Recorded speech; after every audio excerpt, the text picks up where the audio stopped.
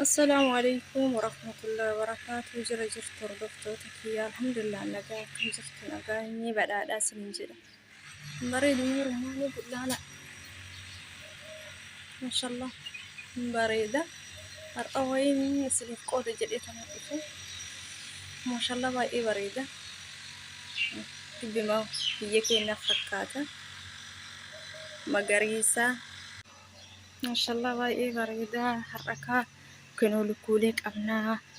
واي لكولي روا اسن إبسو لفين اسن انجرا كوش كوش كوش كوش كوش كوش كوش كوش كوش كوش كوش كوش سنموت لكاني كوش كوش كوش كوش كوش كوش كوش كوش كوش nyaata quufanii jiran amma been dhufanii kasin isinin jedha ga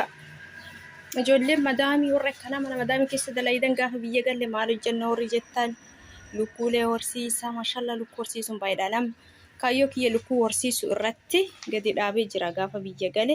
ilaal guyyaanuu amma hunqulaalee afur hunqulaalee sagalfaa jalaa guura amma kun har'a hunqulaalee afur jalaa fuudhee ganamaan mashallah akka lukkuulee biyya keenyaa bootaas hin filatanii bakkuma arganitti buusan amma kun shigginyii kana keessa deemee jalaa guura aluma kanaa bakka biyyeetti buusanii bakkuma fiitti tole buusan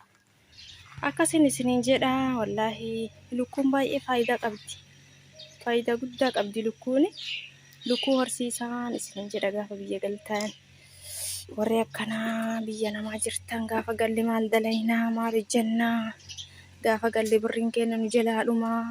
suuqii hojjechuufillee suuqillee eeyyama nigdii nu gaafataa innummaan yookaan kisaaraadhaa yookaan nurraan gurguramuu manni kiraa akkasii jettan warri yaaddoftan dhugaa isiniin jedha lukkuulee horsiisaan isiniin jedha lukkuun baay'ee faayidaa qabdi kisaaraan qabdu tirfii malee lukkuulee baay'istanii horsiisnaan wallaahi kisaaraan qabdu tirfiidha akkasin isiniin jedha obboleeyyan kiyyaa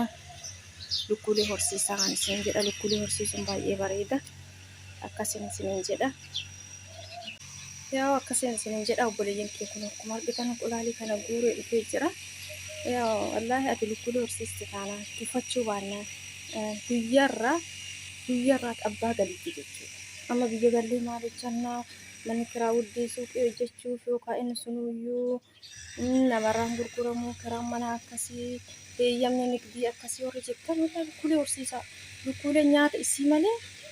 homaa gasunda inni isin cinqitu hin jiru akkas isiniin jedha obboleeyyan kiyyaa jabaadha.